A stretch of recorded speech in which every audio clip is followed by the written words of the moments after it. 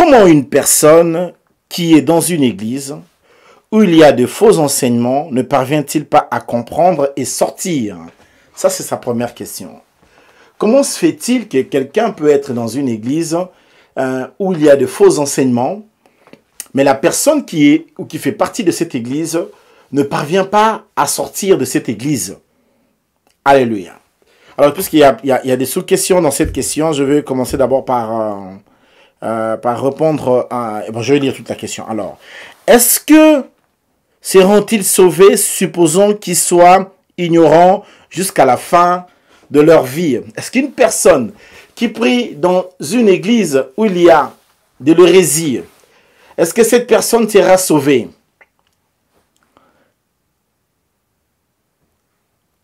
Est-ce que cette personne sera sauvée? Bon, voilà. Ça, c'est la première question qui m'a été donnée. Je peux aussi lire vos commentaires un peu en bas plus tard.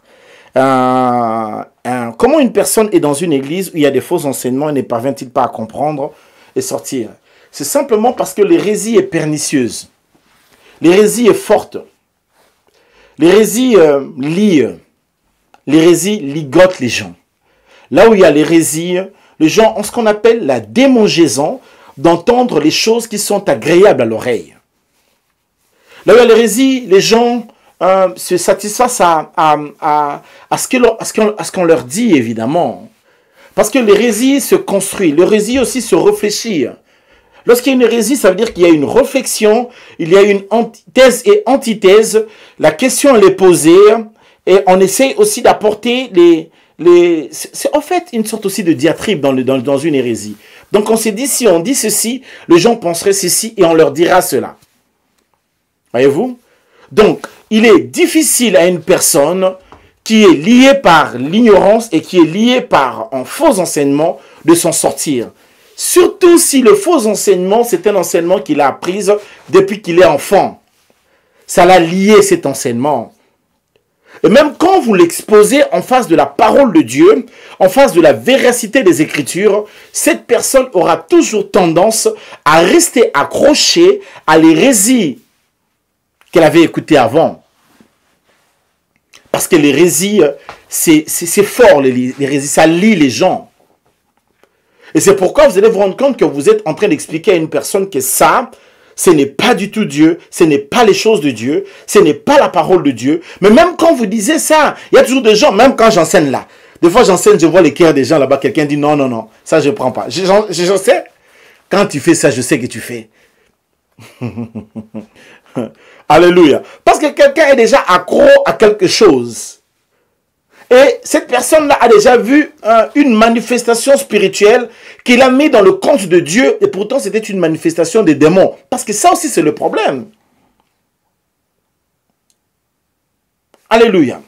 Ils sont dans une église en train de prier. Ils prient un certain Dieu. Alors, je prends le cas d'une église en Afrique que je connais. Et l'église, c'est Makinuma David, les danses de David. Et qu'est-ce qu'ils font quand ils vont dans cette église-là? Ils boivent. C'est l'alcool là-bas. Là-bas, c'est l'église de la bière, quoi. Ils boivent. Bon, à supposer que dans cette église-là, quelqu'un reçoive une prophétie et que la personne prophétise quelque chose qui soit vrai dans la vie d'une personne. Mais est-ce que tu sais qu'à partir de ce moment-là, cette personne-là va être liée parce qu'il va dire que non, cette personne ne me connaît pas, il a dit quelque chose de vrai. Du coup, la personne va croire que c'est Dieu alors que ce n'est pas Dieu. Alléluia. Alléluia. Alléluia. Voilà pourquoi, même en ce qui concerne l'Église, on reconnaît un ministère d'abord par la prédication de la parole, non pas par les manifestations des dons. Parce que en ce qui concerne la puissance des miracles, tout le monde peut le faire. Même Satan en fait. Jésus dit qu'ils feront de grands miracles. La manifestation de cet esprit se manifestera avec des grands miracles. Et s'il était possible, ils allaient même chercher à séduire les élus. Si les élus peuvent être tentés au travers des miracles qui se font, ça voudrait dire que tu ne peux pas donner crédit parce qu'il y a eu un miracle, parce qu'il y a une manifestation prophétique ou il y a une parole de connaissance. C'est pas ça. Et vous savez que je ne suis pas contre la parole de prophétie et contre la parole de connaissance. Jamais, vous savez ça. Et je fais ça régulièrement, par la grâce de Dieu, je l'ai dit. Hier, j'ai donné une parole prophétique. Ici, nous étions tous au culte. J'ai donné une parole prophétique sur quelqu'un qui vivait, qui est ghanéen et qui vit dans un pays étranger. C'était hier, je crois, hier, à la réunion d'hier soir, évidemment. Je ne connaissais pas cette personne. Mais pendant que je parle, je crois que le frère, là, il est en train de me suivre. Je ne le connais pas, on n'a jamais parlé. Il est dans un pays, je ne dirai pas son nom, il est dans un autre pays. Il est ghanéen d'origine. Et moi, le Seigneur m'a parlé de lui. Il m'a dit, j'ai fait telle chose sur la vie de telle personne. On ne se connaît pas. Il m'a même dit que ça faisait que 3 jours qu'il a commencé à suivre l'église connectée. Durant tout ce temps, il n'a jamais été... Donc, quelqu'un, je ne sais pas c'est qui encore, parce qu'on n'a même pas encore vraiment parlé au téléphone. On s'est écrit sur WhatsApp. Donc, quelqu'un lui aurait connecté à l'église connectée. Et quand il a suivi le programme de l'église connectée, ça fait 3 jours qu'il suivait le programme. Et moi, je suis venu avec une parole prophétique. J'ai dit, tu es du Ghana, tu vis dans une autre ville, etc., etc., etc. Donc, ça veut dire que je ne suis pas contre les paroles de prophétie, ni les paroles de connaissance. Mais je suis contre la copie. Parce que le diable aime bien copier l'original.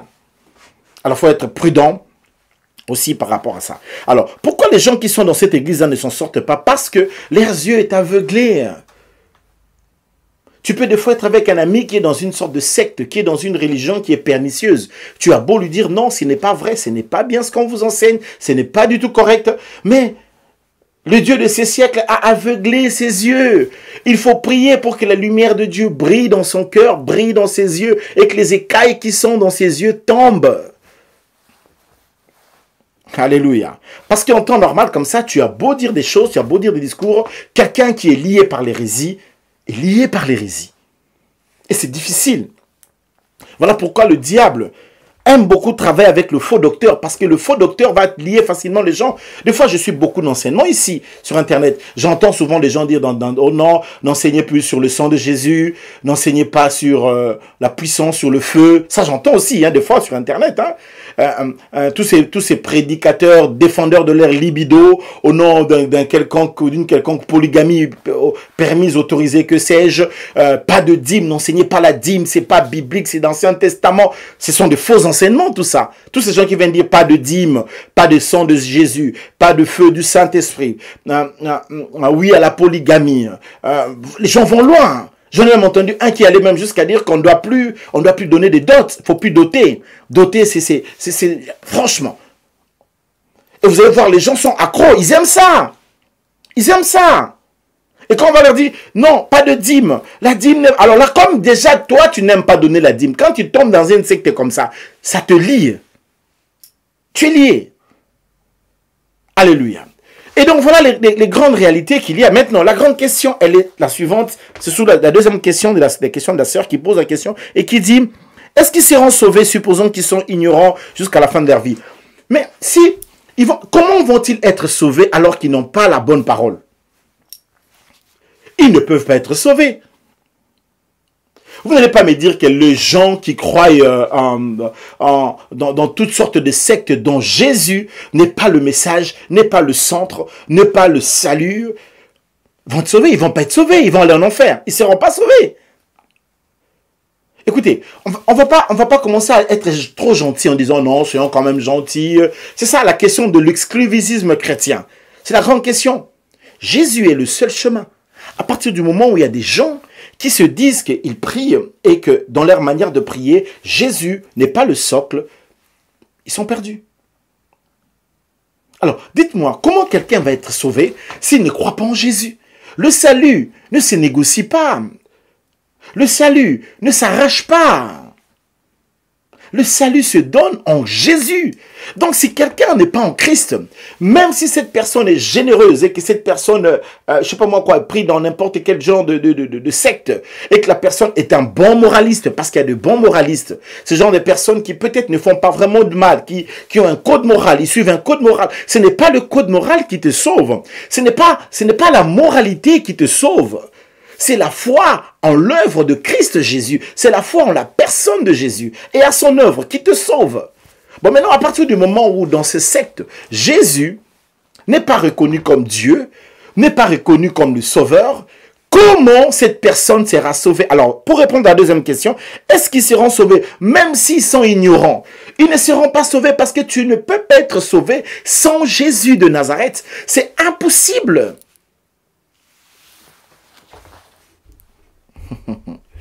Alléluia. J'aime bien les jours des questions. J'aime particulièrement ces jours-ci.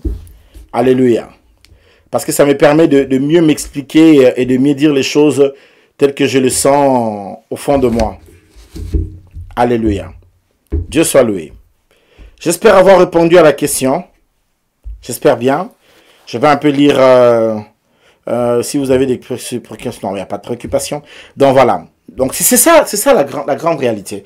Voilà pourquoi nous sommes obligés de prêcher l'évangile, d'annoncer l'évangile pour sauver les vies. Si nous ne le faisons pas, les gens écouteront l'évangile du diable, l'évangile du serpent. Vous connaissez l'évangile du serpent? Ça pousse aux gens à faire quoi? Aller manger les fruits. L'humanisme.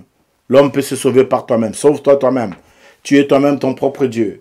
Tu peux tout par toi-même. C'est faux, hélas. Les coronas nous prouvent à suffisance que les hommes ont des limites. Et qu'ils ont besoin de Dieu.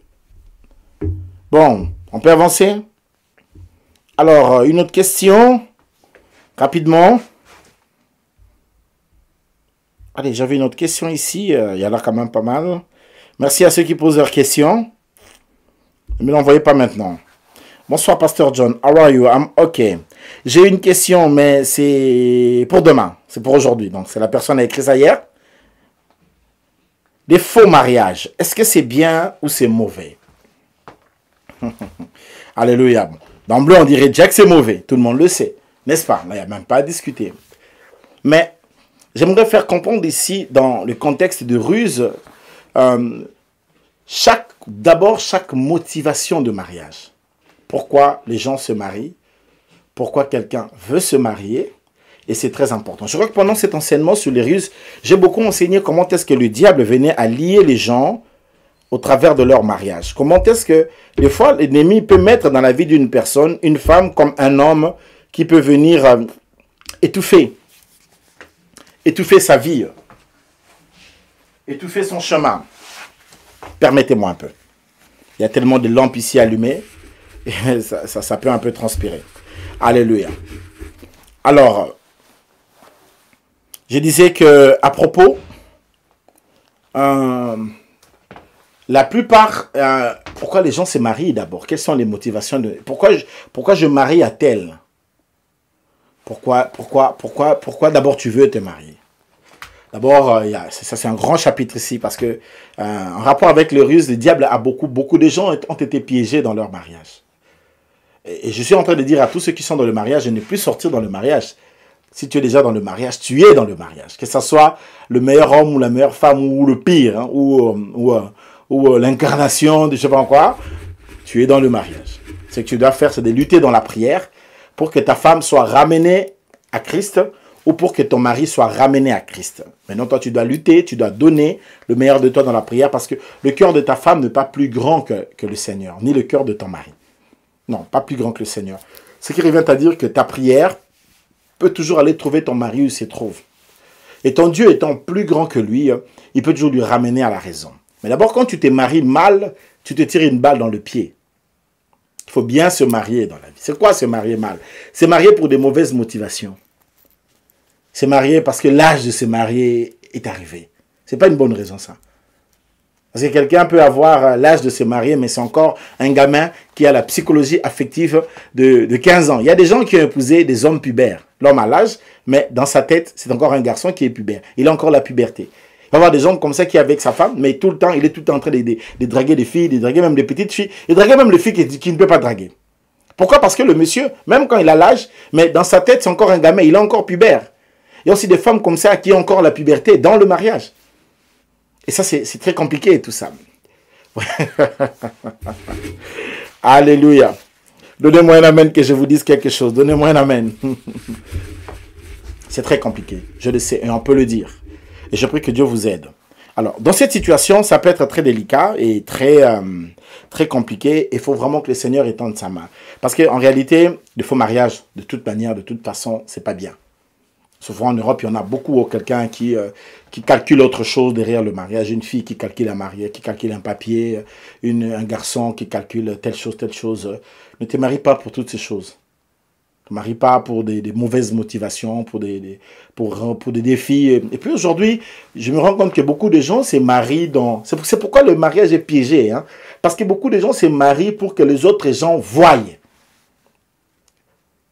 En fait, le choix d'un garçon ou d'une femme n'est pas fait en raison des objectifs qui sont nobles. Mais c'est plutôt fait pour une raison, pour le regard des autres. Attention avec le mariage du regard des autres. Que les autres voient, ma femme est comme ça, ou mon mari est comme ça. Il est, etc. Il peut être 2 mètres.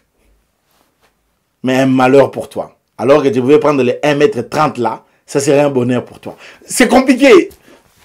Voilà, c'est tout ce que j'ai dit ça pour montrer que rien n'est dans la forme extérieure. La forme là, c'est rien. C'est rien tout ça. Et ça, c'est la société aujourd'hui qui nous le vend avec tout ce qu'il y a comme télé. On nous vend des choses comme ça. Et les gens sont emportés par ça. Et s'y sont piégés. Et se sont retrouvés dans des mariages difficiles. Et il y en a pas mal aussi qui en souffrent. Et il y en a aussi quelques-uns qui sont heureux ou encore très heureuses. Et je vous le souhaite d'être encore heureux. Et ceux qui en souffrent, je prie que Dieu vous donne la grâce, mon frère, comme ma sœur, de pouvoir vous en sortir dans la puissance de la force du Saint-Esprit. Alléluia. Alors, je vais un peu parler ici, pour répondre encore un tout petit peu à la question sur les faux mariages, les mauvaises motivations du mariage, les mariages pour des papiers, les mariages pour de telles motivations. Le diable peut te piéger et entrer comme ça dans ta vie et tu vas souffrir. Tu vas souffrir sérieusement. C'est pourquoi si tu veux te marier, sois prudent. Réfléchis bien. Alléluia. Réfléchis bien. Prie Dieu et choisis la bonne personne. Alors, je profite pour dire à tous les célibataires qui sont célibataires tout le temps tristes. Ah, je suis célibataire. Je suis célibataire. Prie Dieu. Dieu te donnera la bonne personne, la meilleure personne qu'il faut. Mais souvent, quand tu as ce souci, tu aimes bien te comparer aux autres. Tu ne sais pas. Peut-être les autres là pour lesquels tu te compares. Si vraiment tu prenais leur place, tu allais te rendre compte qu'ils sont plus tristes que toi parfois. Ndako vandite, okwebate tangaka wapi. Alléluia. Faut pas surtout le Facebook là, tout ce qu'on voit dans le Facebook, les gens qui se mettent des photos sur Facebook, tout ça. Non, mon chou, ma tomate, ma chikwang et tout ça. Je suis pas toutes ces choses. Prie Dieu pour que tu ne sois pas piégé. Parce qu'il y a tellement de réalités. Tu vas épouser. Quand tu épouses une femme, tu épouses un arrière-plan spirituel. Derrière un homme, il y a un arrière-plan spirituel. Tu es en train d'épouser un sang, une donne de sang. Voilà pourquoi il y a un comportement, il y a un caractère. Il y a un comportement et d'héritage aussi hérité depuis des siècles. Hier, on a un peu parlé sur l'hérédité. Donc, quand tu épouses quelqu'un, donc tu es en train d'épouser une donne de sang. Il y a une réalité qu'il y a derrière. Et donc, si tu pars le faire, rien que par envie que les autres gens te voient, tu vas souffrir. Parce que peut-être que ce qu'il y a dans ce sang-là, c'est un problème pour toi. Et quand ça viendra vivre avec toi, cette fille comme ce garçon, ça peut devenir une grande difficulté et une grande souffrance. Alléluia. Je sais que le sang de la perfection, c'est le sang de Jésus. Mais je prie au fond de moi que vraiment ta femme ou ton mari soit quelqu'un qui aime Jésus. Là, c'est ma prière. Je ne demande jamais à une sœur d'épouser toujours quelqu'un qui est fort en prière ou fort en jeûne. C'est pas ça l'objectif, mais surtout d'épouser quelqu'un qui aime Dieu. Quelqu'un qui aime Dieu, une fille qui aime Dieu, un garçon qui aime Dieu, une fille qui craint Dieu, un garçon qui craint Dieu, et surtout une personne qui aime Dieu, à qui Dieu peut dire là tu as mal fait et puis recule. Ça c'est très important. Si tu vas épouser quelqu'un qui n'écoute ni Dieu, ni la Bible, ni personne, eh bien, mon frère, ma soeur, bonne chance. Alors, on va aller rapidement, on va prendre d'autres questions. Troisième question, rapidement, là, je vais essayer de faire vite pour finir. Je fais tout pour craindre Dieu. Mais pourquoi je n'arrive pas? Oh là là. Pasteur, je fais tout pour craindre Dieu. Mais je n'arrive pas. Alléluia. Nous enseignons ici sur les risques du diable. Et tout à l'heure, je viens de parler de l'hérédité. Il y a des réalités de l'hérédité. Une personne qui te dit qu'il fait tout comme ça pour craindre Dieu, peut y avoir plusieurs cas. Ça peut être, on peut partir sur base des portes que la personne elle-même a ouvertes. Vous savez, certains péchés, on peut le commencer avec de blagues. Allez, prenez un cas, une personne qui commence à fumer du joint. Au début, c'est pour montrer à ses amis qu'on a grandi. Voilà. Je suis un grand garçon, je suis indépendant. Mais avec le temps, cette habitude peut devenir un lien et puis ça peut te lier. Il y a beaucoup de gens qui ont commencé certaines mauvaises habitudes, ils l'ont bien commencé et puis c'est devenu après un problème. Les gens se retrouvent dans la pornographie parce qu'ils ont commencé à le regarder 1 ou 2 fois, 3 fois et puis ils y mettent et puis ils restent liés. Les gens se retrouvent dans la masturbation parce qu'ils ont commencé ça 1 ou 2 ou 3 fois, 4, 5, 6 et puis ils y sont liés. Il arrive des fois que certains péchés vont venir à te lier parce que tu avais commencé ça avec de la blague. Et du coup, ce qui avait commencé avec de la blague devient pour toi un problème, ça devient sérieux. Tu vois, tu peux commencer une relation extra. Tu as ta femme et puis tu commences une relation extra ou même tu as ton mari, tu commences une relation extra avec quelqu'un d'autre. C'est bien caché, personne ne voit, n'est-ce pas? Oui, le jeu est bien joué. Oui, c'est bien caché. Mais je vais te dire qu'à un moment, ces petits jeux peuvent devenir quelque chose de nocif et dans lequel tu te retrouves que tu n'arrives plus à t'en sortir. Voilà pourquoi en matière d'impudicité ou d'adultère, il ne faut jamais commencer. Et voilà pourquoi même la Bible dit, ne réveillez pas l'amour. Quand l'amour dort, laisse l'amour dormir. Tikaye alala. Ne le réveille pas avant qu'il le veuille. Ça, c'est pas moi, c'est Salomon. Il a dit, ne réveillez pas l'amour. Tikaye alala. Il dit, l'amour est fort comme la mort. Vous voyez comment quand la mort retient quelqu'un, la personne ne se réveille plus, il dit, l'amour c'est comme ça. Quand l'amour entre dans la vie d'une personne et bloque la vie d'une personne, la personne est bloquée, complètement bloquée, et la personne ne pourra plus s'en sortir. Et ça va devenir très difficile. Alléluia. Du coup, il faut toujours savoir faire la part des choses et ne pas aller provoquer l'ennemi, parce que si tu provoques l'ennemi, ça va être très difficile d'arriver à t'en sortir dans la suite des temps. Alléluia. Est-ce que je peux avancer? Du coup, pour finir à cette question, je fais tout pour craindre Dieu, mais je n'arrive pas. Romains chapitre 6, 14 nous dit quoi? Romains 6, 14 nous dit, le péché ne dominera pas sur vous, parce que vous n'êtes pas sous la loi, mais vous êtes sous la grâce. Le fait d'être sous la grâce fera en sorte que la grâce de Dieu va t'ôter le péché. Alors maintenant, je vais te donner une bonne technique. Quand tu as un péché que tu sens qui te menace, qui te retient, qui te lie, qui ne te laisse pas, lorsque tu viens dans la présence de Dieu, dis à Dieu ces péchés-là. Dis à Dieu, je suis lié par tel péché, je suis lié par telle chose, je n'arrive pas à m'en sortir. Une des clés qui te donnera la force pour t'en sortir du péché, c'est de venir le dire devant la présence de Dieu. À force et au fur et à mesure que tu dis à Dieu que j'ai tel péché qui me lie, j'ai tel péché qui me combat, j'ai tel péché qui me retient, je lutte, je vais l'abandonner, je n'arrive pas, je n'ai pas la force en face de ce péché. Au fur et à mesure que tu diras ça à Dieu, tu verras, le Seigneur t'enverra la délivrance. Dieu verra ta détresse et ta souffrance ou même ta frustration. Dieu verra, comment je peux dire, ta soif, ton envie d'abandonner cela. Souvent, le péché a tendance de nous faire fuir dans la présence de Dieu. Fais le contraire. Quand tu vois un péché te menacer, avance-toi devant Dieu. Dis ça à Dieu. Dis à Dieu, j'ai tel défi, j'ai telle situation, j'ai telle réalité. De par moi-même, je me rends compte que je ne m'en sortirai pas et donc j'ai besoin de ta grâce. Et de là, tu verras la grâce de Dieu t'être donnée et Dieu t'aidera à pouvoir t'en sortir. Donnez-moi un amen. Oh, oh, donnez-moi un amen plus fort. Alléluia. Bon, je vais prendre une dernière question quand même, ne fût-ce qu'une dernière. Bon, les autres, on pourra toujours continuer. Je prendrai quand même la dernière question parce que le temps qui nous est imparti, je pense que... bonjour pasteur, j'ai fait plusieurs fois, à plusieurs reprises, l'acupuncture telle que vous l'avez enseigné. L'acupuncture, nous étions habitués de faire en famille. Est-ce que ça m'a ouvert des portes d'entrée, quelque chose comme ça? Bon, voilà. Est-ce que c'est un péché? Ça m'a ouvert des portes, si je comprends bien. Si je peux bien compléter un tout petit peu la question. Alléluia. L'acupuncture, qu'est-ce que vous en pensez? Je vais un peu lire votre... Qu'est-ce que vous en pensez un peu? Parce que j'en ai parlé un peu tout à l'heure, là, pendant la semaine. Je crois que c'était mercredi ou mardi, j'ai dû parler un tout petit peu là-dessus. Qu'est-ce que vous en pensez un peu, l'acupuncture? Qu'est-ce que vous en pensez? Dites-moi. J'aimerais vous écouter. Je vais un peu vous lire. Péché ou pas péché? Est-ce qu'un chrétien peut faire l'acupuncture? Est-ce qu'il est interdit ou il est permis à un chrétien de faire l'acupuncture? Donnez-moi votre point de vue. Je vais quand même le lire. Oui ou non? Écrivez-moi juste ici. Où je vais lire. Oui ou non?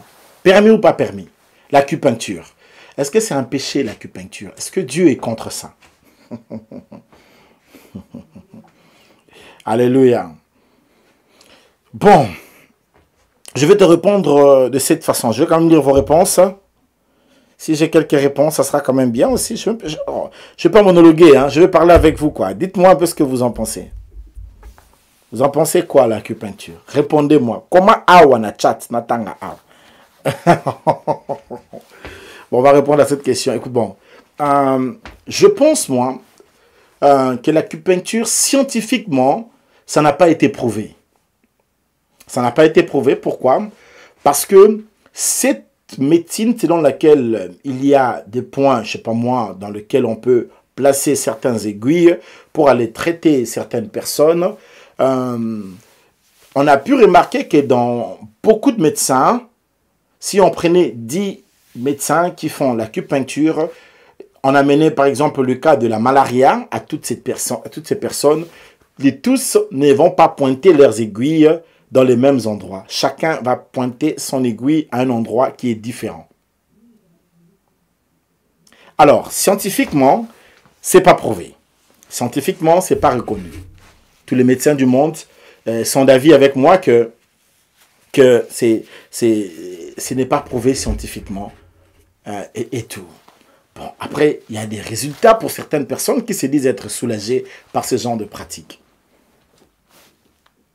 Puisqu'ils le disent, que voulez-vous qu'on dise? Ils sont soulagés, il n'y a pas de problème. Mais moi, je vais vous dire une chose. Je vais vous dire une chose, comment je le pense.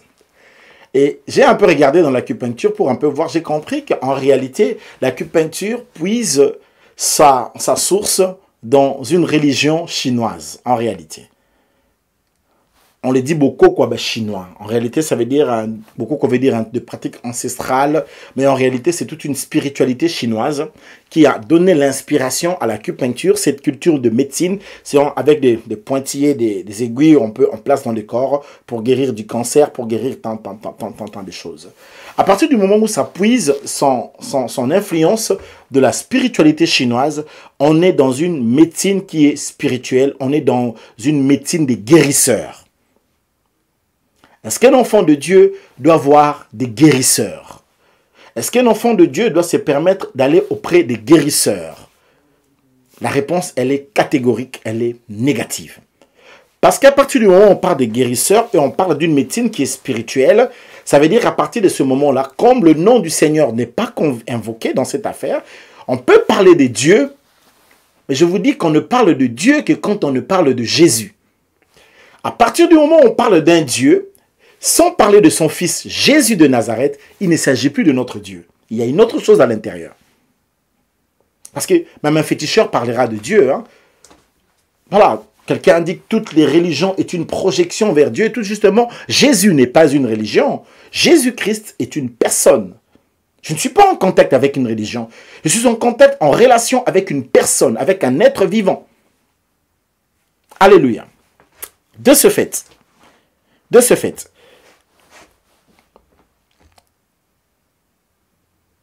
alléluia. De ce fait, alors ça j'aime bien cette réponse de cette sœur. Olga, tu as dit une chose, Esther. Oui, c'est un péché, ça vient de médecine orientale qui sont souvent des pratiques liées à des connexions aux démons. Exactement, c'est ça. À partir du moment où que ce soit des guérisseurs ou l'acupuncture a de référents philosophico-religieux derrière, on doit déjà faire très attention. Donc, si dans votre famille, vous étiez habitué à dans l'acupuncture, tu dois toujours savoir que souvent, c'est des pratiques qu'on appelle d'exorcisme. Et c'est quoi l'exorcisme en réalité? C'est le remplacement d'un démon par un autre démon. On prend un grand démon qui vient chasser un petit démon. Donc, de ce fait, quelqu'un peut aussi expérimenter une guérison comme ça avec l'acupuncture. On chasse une maladie, Mais après, peut-être la maladie qui vient remplacer la maladie qui était en place était un problème plus grave. Et c'est peut-être la maladie qui va l'entamer, la maladie qui va le tuer. Le diable ne travaille qu'avec un seul langage. Le sang et le sang. Le diable n'écoute rien d'autre que ça. C'est pourquoi, en tant qu'enfant de Dieu, tu dois être prudent, tu dois être très très prudente. Alors, toutes les personnes qui s'hasardent à des... Je ne dis pas que boire des plantes, c'est mauvais. Non, non, non, non, non, non. Je pense qu'on a grandi, des fois on prenait de Congo Bololo. Ça ne dérangeait pas de prendre de Congo Bololo, de prendre du Tessinda, de prendre... Non, il n'y a pas de problème pour ça en tout cas. Je suis pas contre ce qui est une médecine plutôt que je peux dire une recommandation d'une plante médicinale. Parce que même quand on parle d'Artemisia aujourd'hui avec la malaria, c'est une plante et tout. Dieu a aussi mis dans certaines vertus, dans certaines plantes, là où même les biologistes puissent pour faire parfois leurs médicaments. Là, je ne suis pas contre en tout cas. Mais je suis contre lorsque cette chose est recommandée par quelqu'un qui use d'une certaine spiritualité.